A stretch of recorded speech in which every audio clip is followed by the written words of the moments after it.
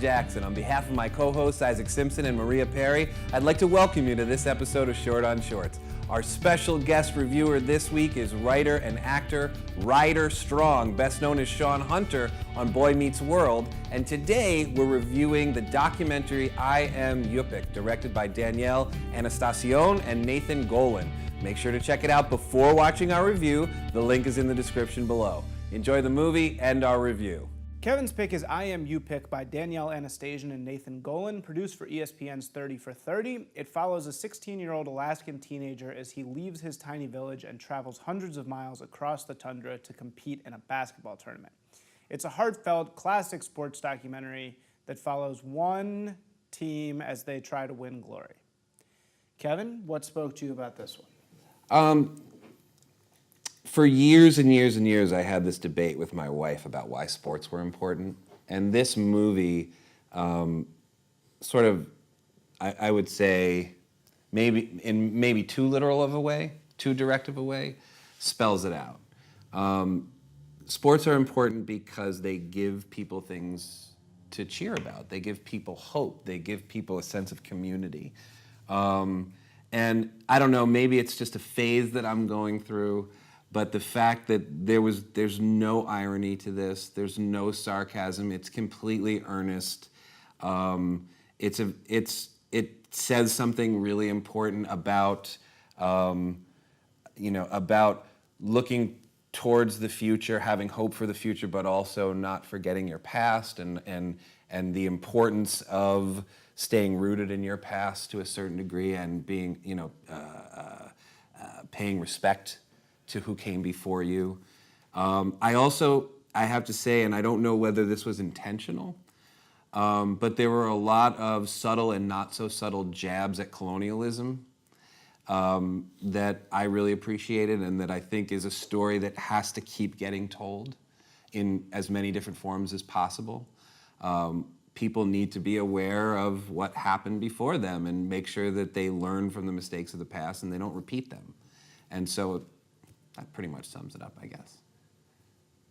I enjoyed the film. I mean, it's a well-made movie, and it's a pretty classic sports documentary. I mean, it is, you meet the team, and then you watch the team try and win, right? Which is why I love sports documentaries. Sure. They're so fun to watch, because you're in the drama of the tournament, Sure.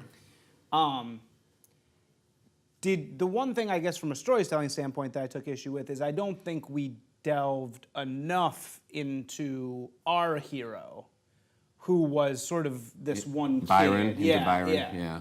I don't know if we got to know him quite enough. Well, you had 11 minutes, 12 minutes. So I think it was hard, and I also think that yes, the framework of this is sort of the classic sports documentary, but I don't think they're telling the same story that you normally get with that frame. I mean, most sports documentaries have something to do with, I shouldn't say this, there's no stereotype, there's no one type of sports documentary, but the ones that immediately come into my head are about, some kid who overcame the projects or overcame drug addiction or an abusive parent or something like that. And this is using that frame to tell a very different story, which is another thing that I liked about it. And I'm sure it's why ESPN thought it was worthy of being part of the 30 for 30 project. I wonder if this started as a longer pitch and they brought it to CNN or ESPN, and ESPN was like, there's not enough here for a full length, so we'll turn it into a short. I don't think so, just because the accomplishment at the end is kind of intentionally slight. Do you know what I mean? It's like the journey is actually not, because we're spoilers, they lose, right? They Right. lose whatever the next level is. It's like and I appreciated that. It reminded me of some of the best. I'm not a sports person at all, so I don't like sports documentaries. I just have no immediate connection.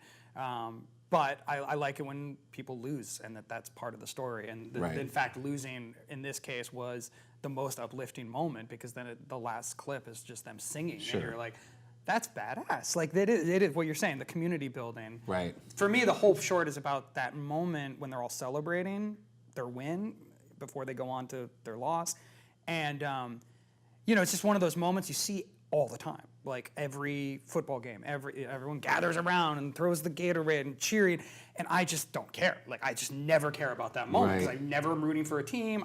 And in this documentary, I was like getting tears in my eyes as they're all like hugging and like crying and like having seen the mom doing her. I was totally involved. Like I totally cared about something I just don't give a shit about otherwise. So it completely worked. And I think it's because, I mean, I don't know, of course, but I think it's because of the way they framed that, right? They framed it as, one kid who's part of a slightly larger group of kids who are all working towards a goal to make others around them happy, to bring pride to those other people, and that is something, I mean, again, I don't know, maybe I'm just going through a phase, who knows? But the notion of someone who's that age being aware enough that his actions are helping something larger than himself makes me really happy that that's in the world, because I haven't seen that in the world nearly enough. Yeah, nearly he was enough. clearly a very cool kid, the main guy that we were following. Maria, what'd you think?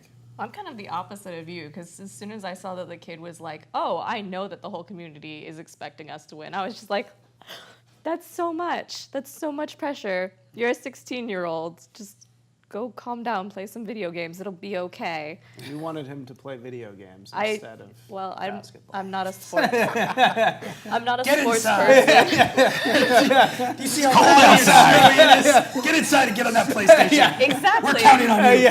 I'm terrified of the cold. I don't like sports. Everything is frozen and everything is basketball. And the whole thing is about how this entire community, like all they have is basketball. Like this is the one thing everybody comes together for. And I'm like, I would kill myself. Well, but that's what they say. I mean, I think those life or death stakes that they present where he very early on in the documentary talks about having suicidal thoughts, and then they talk about the suicide rates in the area. It's like, ooh, I thought those stakes were clear. Like, Basketball is not the cure for me. You see, Maria, I actually kind of strangely agree with you here. That's the thing, and that's why I was saying before we started rolling, that if you think that this movie is about basketball, then you missed the movie, or you watched a different movie than I did. The basketball tournament was just a framework for the larger message about imperialism and about the importance of community and about how they've actually, you've got this 16-year-old who is so far removed from what life in this community was like 70 years ago when the first Jesuit priest showed up, right? And he still gets it. He understands how that Jesuit priest showed up and told the kids, don't speak English, and told the adults, stop doing your dances, and he understands no, right? That's not what you should be doing. It's not that you can't embrace basketball. It's not that you can't embrace something new. There's something beautiful about how it brings people together, and even the elders were saying that, right? But at the same time, the kid reminds us, you still have to hold on. You can't. It's not one or the other. It can be both, right? And anything that tries to drive a wedge between you and your past is not a positive thing. And he's a reminder to us that you can have both, and you can't just let go of the past. And the Jesuit priest was wrong, right? That he brought something that was community building, right? And that's a good thing, but that doesn't mean that everything that he said, I'm saying he, but everything that he said was correct or good. They shouldn't let go of their past. They should embrace both.